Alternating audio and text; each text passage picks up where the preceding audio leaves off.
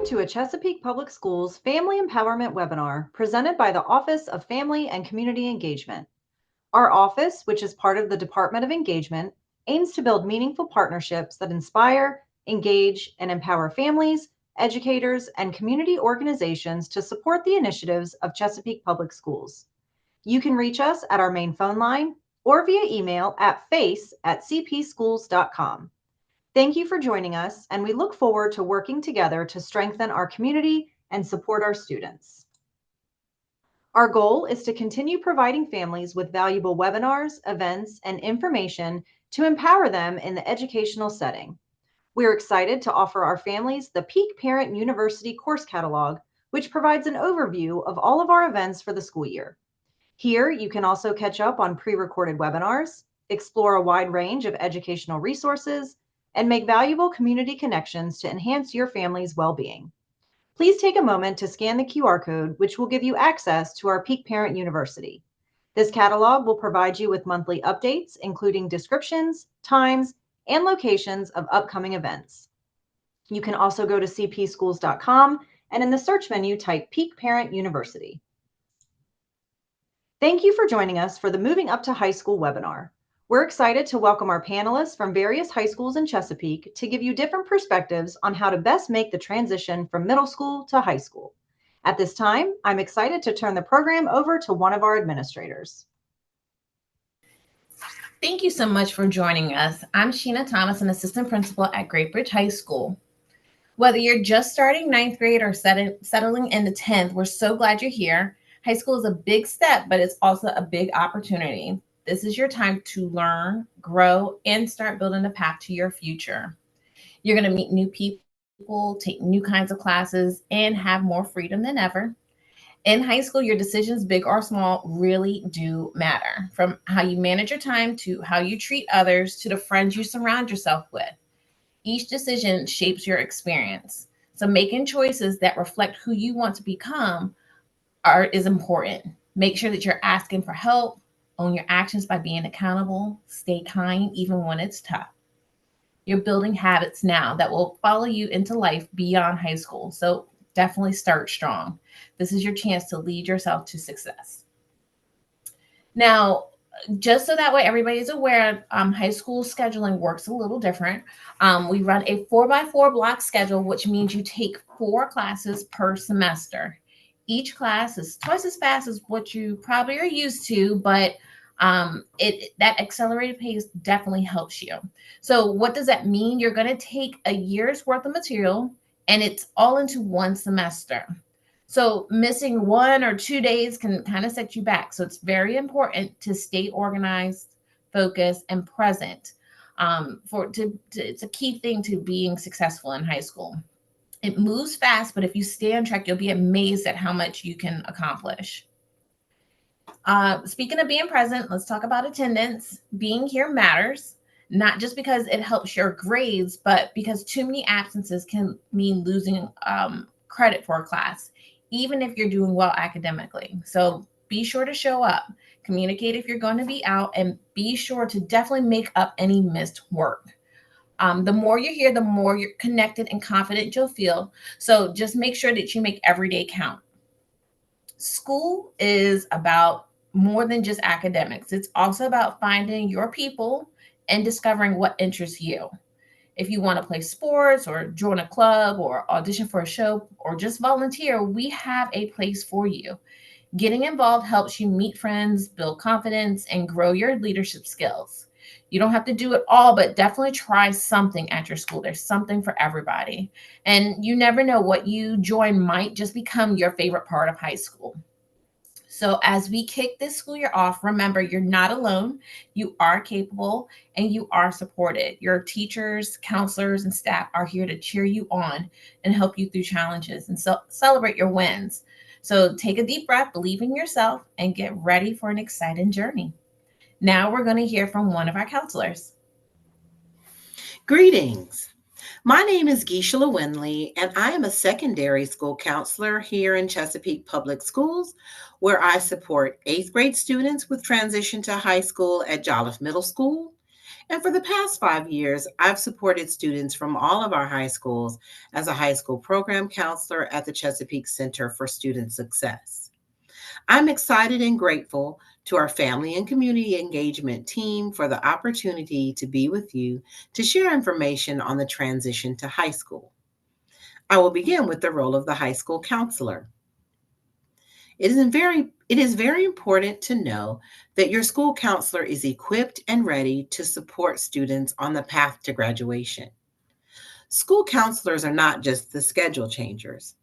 Our desire is to meet with and get to know all of the students on our caseload. The high school counselor's caseload is assigned by the student's last name, which allows for a 4-year working relationship.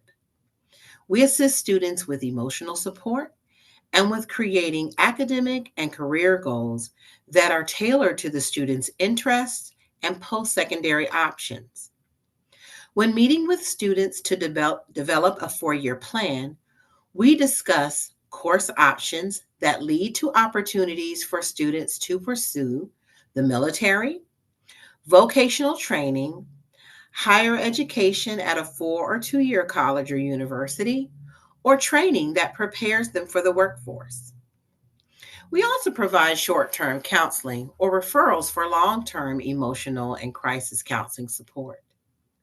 When collaborating with families, our goal is to ensure that we identify the student's needs and that we advocate for and keep in mind what will promote the student's success. Let's talk a little bit about these positive peer relationships. Relationships continue to be a focal point in the life of a high school student. We want to emphasize the importance of positive peer influences. Surrounding yourself with peers and a circle of friends who have a growth mindset can push you to think positively and support your success. If you were not as involved in middle school, get involved in high school by connecting with an after school club, sports team, music and performing arts, and explore taking electives that match your interests. Your involvement in these activities will naturally help you meet peers who can become your friends. We care about how you feel and we want you to become a part of your high school community. Your voice and your presence are important and you matter.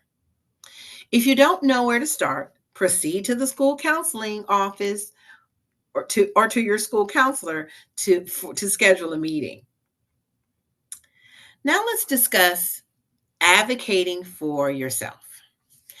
As incoming freshmen prepare to transition to high school, they are encouraged to approach high school with the understanding that you are invited to speak up and to advocate for yourself. Your teachers want you to share who you are as a learner. You will continue to develop and identify your strengths and interests in high school, and we expect that many of your teachers, coaches, and other school staff will serve as mentors that you can get help from. As a matter of fact, many of them will mentor you well enough to write letters of recommendation for your college, scholarship, and workforce opportunities. Most of all, remember that we want you to ask questions, and remember your voice matters, and we are ready to listen. The CPS grading scale includes quality points to compute your GPA. Students earn credits each semester for all classes they successfully complete. Each semester includes 4 grading terms. Think of grading and scheduling in fours. You will have a schedule with 4 classes, and you will earn 4 grades during 4 terms, about every 4 to 4.5 weeks. The high school pace is much faster than the traditional 9-week grading schedule in middle school. Another important note about grades involves the grade point average, also known as your GPA. Many of our high school seniors note that if they could start high school again, they would be more mindful of completing assignments on time, and they would be more aware of keeping the pace of the month long term. Also note that for our student athletes, your performance in classes is connected to your participation and performance in sports. You must maintain a 2.0 C average in order to participate in sports. We promote that you are students first and then athletes. Many of our CPS high school students are actually scholar athletes and are proud of their accomplishments on and off the field or court. Now, there are two main diploma types. Let's talk about them a little bit. The types of diplomas that students can work towards: the 26 credit advanced diploma and the 22 credit standard diploma. Students will meet with their school counselor to decide which diploma they will work to earn. The diploma type that a student selects will be based on what the student would like to do after high school. You may notice that there are similarities once you learn more about these two types of diplomas. The similarities are in English and health and PE and some other requirements for diplomas. And the major differences are with world language and additional math, science, and history requirements that are needed for the advanced diploma. When pursuing a four-year college or university degree after high school, students and families will need to be aware of the courses the college requires for admission. Again, working closely with your school counselor will support these efforts. We also encourage you to attend our annual CPS College Fair to meet directly with college admissions counselors as early as your 8th grade school year. I've mentioned many times about how much you matter, and I will close with the school counseling portion with a reminder of how attendance matters. Student absences can cause possible loss of credits because it interrupts what was mentioned earlier as seat time. Keep in mind that students are allowed 9 absences per semester. Many of the unexcused absences can be cleared up with documentation being submitted in parent view. Again, we can avoid unexcused absences by uploading doctor's notes in parent view within 4 days of the absence. When a student has 5 unexcused absences, we will meet to develop an attendance improvement plan, and at the 10th unexcused absence, a truancy court referral will be completed.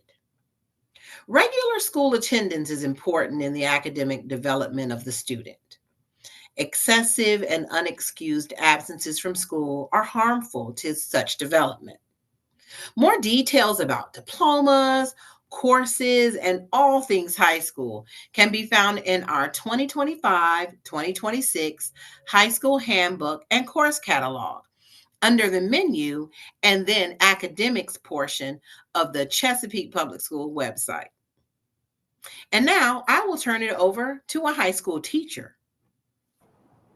Hi, thanks for joining us today. I'm Miss Lester from Deep Creek High School, and I teach AP Government and Leadership. I want to talk to you today about 10 pointers for your transition from middle school to high school.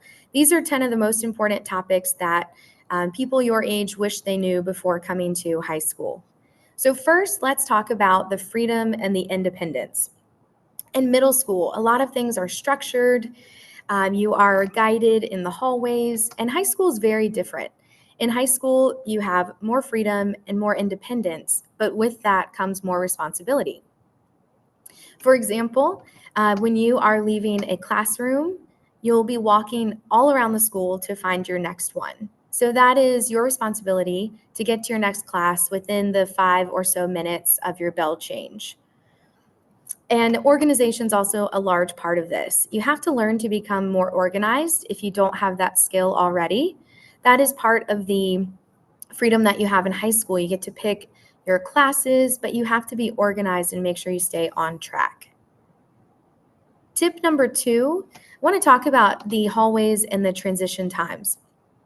There's no walking in lines in high school. There's also no more teams. I know in middle school you're split into teams, and typically your classes are on the same hallway. High school is very different. You might have a class at the front of the school, and then your next bell might be in the gym on the other end of the school. You really have to make good use of your time. When you're transitioning in the hallways, you're also going to see a lot more kids. Keep in mind that middle schools are typically smaller. High schools are much larger. There are a lot more students in a high school building. Typically, 2 middle schools come together for a high school. So you're walking among the hallways with potentially hundreds of other students around you. It can get really busy, but you'll learn specific pathways that you need to take. You'll learn shortcuts or the fastest routes because those 5 minutes will fly by. When you have this transition time between your classes, you can use the restroom. In middle school, typically that's just your time to go from one room to the other. But in high school, your transition time is your time to get done what you need. Go to the bathroom, go find a teacher you need to speak to. Use your 5 minutes wisely because tardies are tracked. Anytime you're late to class, your teachers will mark your tardies down. And then there are consequences for tardies in each building. Generally, in your high schools, there's going to be a first 10, last 10 rule. That means that when you get to class, you can't leave the class after the bell rings for the first 10 minutes, and you also can't leave during the last 10 minutes of class. So it's really important to make sure that if you need to use the restroom, you go during your hallway change or your transition time, and the last 10 as well. If you really need to use the restroom at the end of the class, you will not be allowed in the hallways. We use the e-hall pass system, and it will lock those first 10 and last 10 minutes, so you won't be able to put a pass in anyway. One important thing to note about the hallways, in most of these high school buildings, you will see lockers. We don't use the lockers in most cases. You'll just have your backpack that you carry around all day, and it's important to figure out exactly what you need so your bag isn't too heavy. The third topic to mention is lunchtime. You'll notice that lunch is very different in high school as well. You don't sit with your class like you did in middle school. And in high school, most of us have 4 different lunches. The lunches will range from 12:05 to 2:20 for most of the high schools. That's a 30-minute lunch. You might go to lunch at the beginning of class. 2 of the lunches fall during the middle of class, and then 1 is at the very end. When you get to the cafeteria, don't be overwhelmed. You just find a table and sit with friends, or you can buy your lunch in the line. But lunch will look very different. It's a little less structured, and again, that's that freedom piece. So you have more freedom when you go to lunch. You walk the hallways without your teacher. You find your own seat in the cafeteria, but make sure that you're on your best behavior because with freedom comes responsibility. Topic 4 is class schedule. In high school, we have a 4x4. That means you have a fall semester with 4 classes, and you have a spring semester with 4 classes. You have fewer classes at a time, but that means you have longer time in each class. So in high school, each class is 90 minutes. This is a good thing. You have more time every day with your teacher. You can learn more in-depth material in class. But it also means that you might be moving at a faster pace. And so it's really important that you keep up with your schedule and everything you need to do for class. Take advantage of this time with your teacher. So in middle school, your classes were shorter, but you had your 7 classes all year long. Now you only have 4 at a time, but you have extra time in the classroom with the teacher. Always ask for help. Don't be afraid to communicate if you need help with something. And I want to mention deadlines. In high school, deadlines tend to be more firm. We have a 5-day makeup rule. So if you need to make up work, you have 5 days. There is a penalty. It's 10 points per day. And there's also a 5-day late work policy enforced as well. In high school, these policies are firm. They are enforced, and it is your responsibility to keep up with the dates. Topic 5 is a reminder to study. Many of you probably thought middle school was easy. You probably didn't have to study much in order to do well, but high school is quite the opposite. You definitely need to study in each class. Take the time to figure out how you study best. Everyone is different. Some prefer a quiet space, some prefer to listen to music, but make sure whatever space it is, you can focus. Utilize online resources. Potentially color code your notes when you read through your notes. Always find extra materials that you can use to learn more about your study.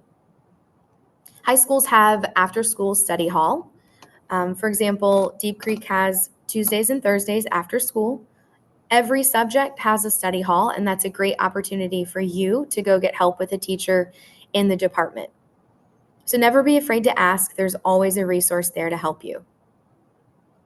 Number 6, GPA and behavior. Your GPA, your grade point average, is added from day 1. So your 4 years of high school, you are building on your GPA. A poor grade in a class can lower your GPA, and a good grade can increase your GPA. But that GPA follows you all 4 years. It's very important to start off strong and commit to yourself and your classes. When you want to start applying for opportunities sophomore year, junior year, senior year, your GPA is usually a factor in whether you are eligible or not. Behavior is also a big factor. Make sure you do follow school rules and policies, and make sure you're always on your best behavior. If you want to apply for something like leadership class or National Honor Society, or if you want to try out for a sports team, your discipline record matters. So GPA, good GPA, and good behavior will open doors for you. Low GPAs and poor behavior can close doors for you. So always keep that in mind. Finally, the most important part of that is attendance. In high school, you can fail a class when you get 10 absences. So if you stay at 9 or under, you can pass the class. Grades are also a factor in that. But when you get 10 absences in one specific class, you automatically fail, regardless if you have a passing grade. That's really important. That can hold you back. So make sure from day 1 you go to class and you always ask for help. Topic 7 is SOL requirements for graduation. You'll need to pass 1 SOL test in your core classes: English, math, social studies, and science. For example, freshmen take World History 1, and that course does have an end-of-year SOL course, so either in December or January, or in May if you have it the spring semester.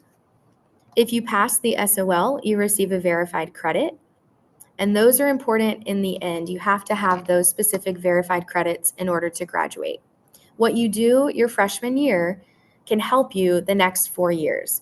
Once you pass that 1 social studies SOL test, let's say World History 1 as a freshman, you pass that SOL test and then you're good to go the rest of your 3 years. That means you can take classes and you don't have to worry about that SOL test in the end. Topic 8 is culminating assessments. In high school, since we have 4 marking periods in each semester, you'll have 1 culminating assessment per marking period. A culminating assessment is typically a project-based assessment, and these 4 that you have throughout the semester are averaged together at the end of the semester. They make up 20% of your final grade. Culminating assessments can be a great opportunity for students to complete hands-on projects.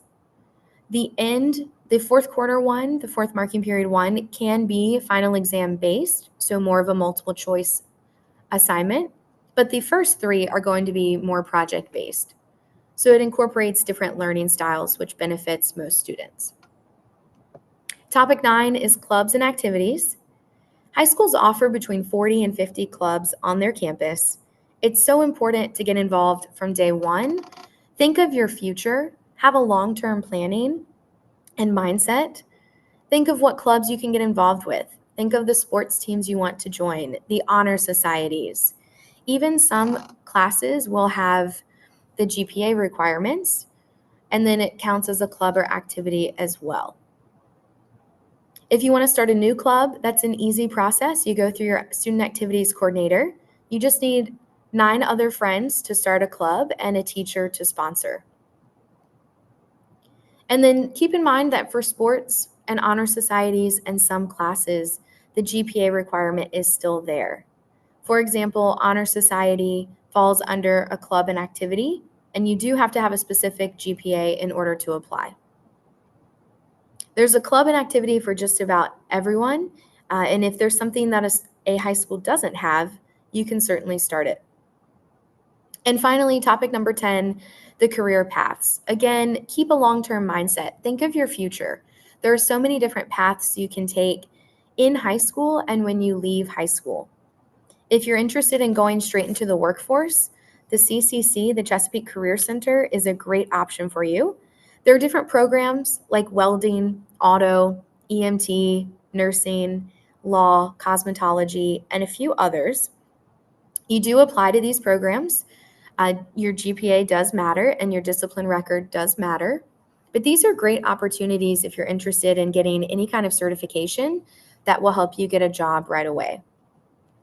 When you think of sophomore year, your second year of high school, you'll take the PSAT test, and that is a course that will prepare you for college.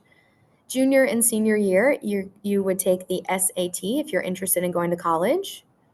There's also the military route. We have the ASVAB testing throughout the year, and that will tell you which branch and which job you would be eligible for. And then every high school has a work-based learning coordinator.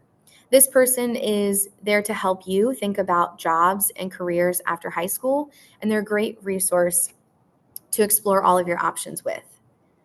So remember, when you get to high school, it's important from day one to think about your future and plan ahead. Thanks for listening to my 10 tips, and now we're going to hear other tips from your peers. Thank you. Hi, my name is Kara. I'm a rising junior, and I'm going to be giving you some tips for high school.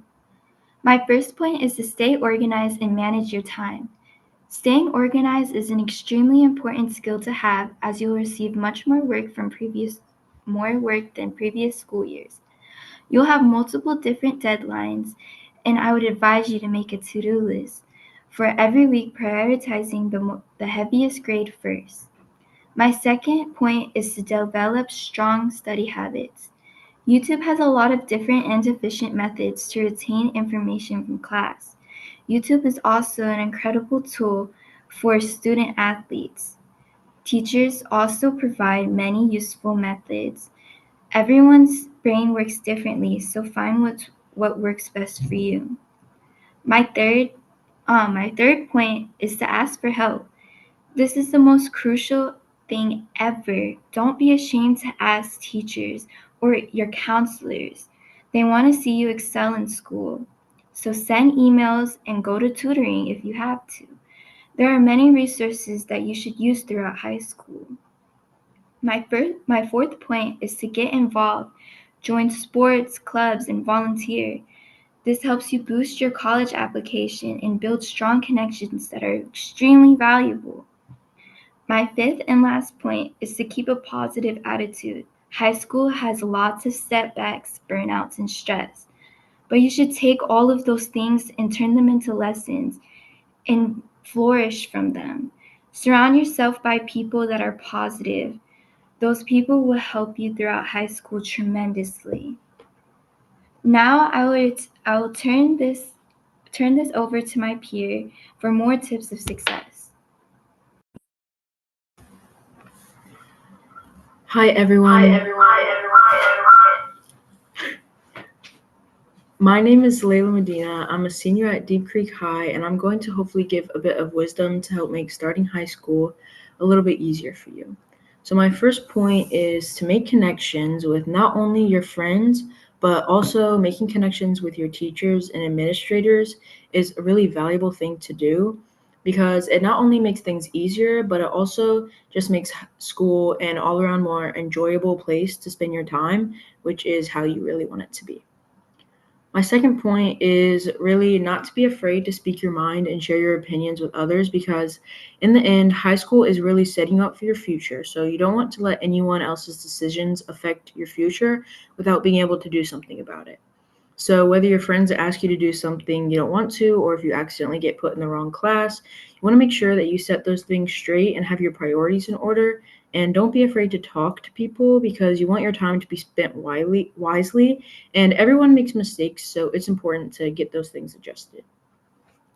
Next, I want to point out how going to school events like football games, dances, after school events, all of that can make a big difference, because you get to know people you maybe wouldn't have met otherwise. And it's just good when you get to enjoy your time and not worry so much about all the possible stresses that class time can bring.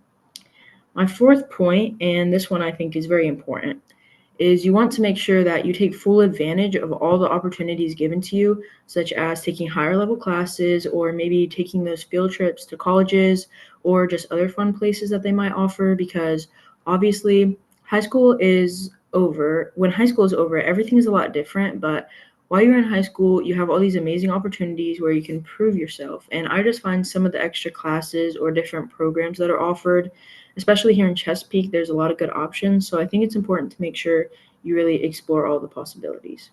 If you have in your mind what you want to do when you grow up, then definitely ask or look around, and there will most likely be a program that can help you get to where you want to be quickly and easily. Last but not least, I say it's important to remember that procrastination is definitely your enemy. And I know people say this a lot, but I feel like it is especially true in high school, because you come into it and it's very different. You get a new schedule, you have brand new classes, brand new teachers, and it can feel overwhelming how quickly it all goes, especially compared to when you were in middle school. But if you procrastinate, then that's when it gets even worse. So just remember to try and stay on task and really make sure you stay focused and realize that school is valuable and it's a privilege. So you really want to enjoy it and not let waiting till the last minute ruin a good semester. And now we will hear advice about athletics. Hello and thank you. I'm Mike Trebus. I am the coordinator of student athletics and student activities for Chesapeake Public Schools. We welcome you to today's webinar talking about high school athletics and activities. The benefits of high school athletics is holistic development, focus on physical and physiological growth, teamwork and leadership, learn to work as a member of a team and develop leadership skills, character building, foster good sportsmanship, ethics, and integrity, citizenship, develop into a successful citizen in a competitive society, and health and wellness, promote physical, mental, moral, social, and emotional well-being. At Chesapeake Public Schools, we definitely want to adhere to sportsmanship policies and regulations. You're going to hear that a lot, hopefully throughout your programs that you participate in, that it is something that we look forward to each year, that we want to identify what sportsmanship looks like, what it acts like. And so hopefully every student athlete and coach are modeling that behavior. And we want to make sure that that is a promotion at each school, that we are striving to be a good sportsmanship throughout our entire program. So we look forward to that each year. Eligibility requirements and standards. Obviously, we are an educational institution, so academics is first, just as student athletes, students is first. So eligibility requirements, first and foremost, in order to participate in athletics or VHSL activities, a student athlete must be taking 3 classes and pass 3 classes each semester. And we also in Chesapeake Public Schools have a 2.0 requirement. So each student athlete, we're looking at the previous semester, making sure that they take 3 classes, they've passed 3 classes, and they have a 2.0 GPA in order to participate. So again, academic requirements are 2.0 and taking 3 classes and passing 3 classes. The VHSL is the Virginia High School League. That's the governing body that oversees all activities and athletics throughout the state of Virginia. There is over 300 schools that participate and are members of the VHSL. And there's a handbook that's available for everybody that would like to read that and look over those guidelines and procedures. And that's at vhsl.org. The handbook is there. It's a very extensive handbook. However, there's much needed information that you need to look over and read in regards to your student athlete and the eligibility that they may have, especially for those that are maybe transferring in to the state, or just transferring over to another school division or to a different school. Again, those regulations are set forth by the VHSL that we are members of. And if you're looking at college as a possibility for your student athlete, we want to make sure that you're become familiar with the collegiate eligibility standards as well. Starting in 9th grade is typically when we tell our parents to kind of start looking into that. And helpful information can be found, at ncaa.org.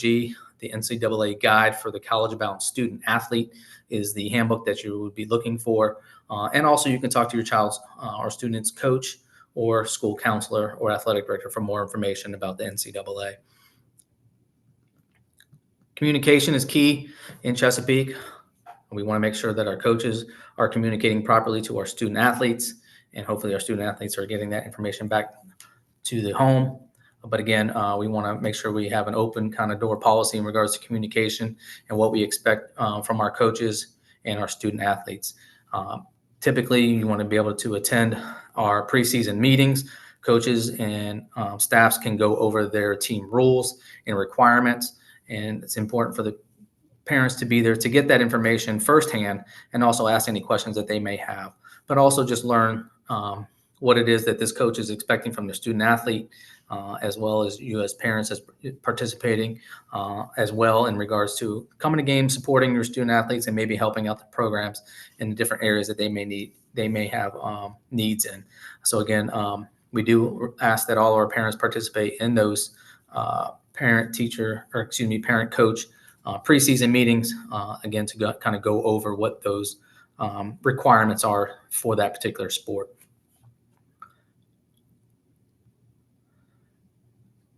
Also, to talk about any conflicts that may arise, we do ask that you observe a 24-hour kind of rule in regards to setting up a meeting with the coach if you have a concern.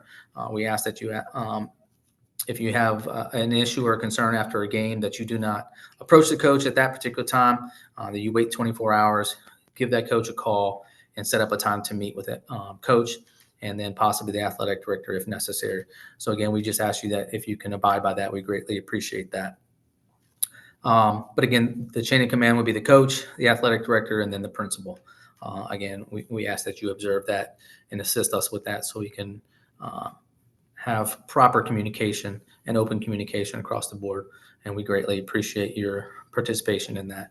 Some of the things that you can talk about is obviously is your child's improvement, maybe concerns about child's behavior. Those are appropriate things to discuss. Some inappropriate things to discuss is going to be playing time, team strategy, play calling, and other student athletes. We leave that up to the coach.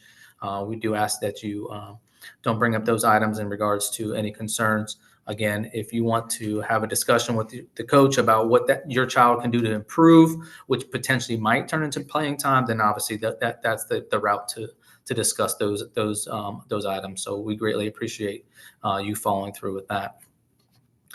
Moving on to what sports and programs we do have in Chesapeake. For the fall in boys sports, we have cross country, football, golf, and volleyball.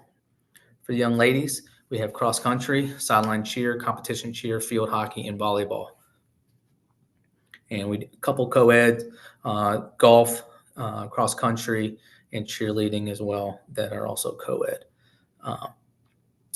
Moving on to the winter, we have for boys, we have basketball, JV and varsity, indoor track, swimming, and wrestling, JV and varsity. For girls in the winter, we have varsity and JV basketball, indoor track, swimming, and gymnastics.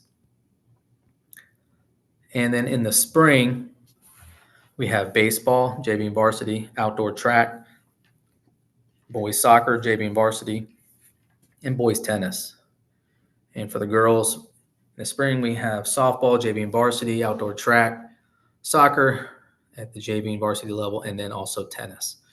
We do have several VHSL activities that range from school to school that potentially might have speech, one-act play, Scholastic Bowl, and debate. Those are the different VHSL activities that we do offer. And some schools also offer esports. If that's an interest to you, you can see with your athletic director, see if there's that program at the school.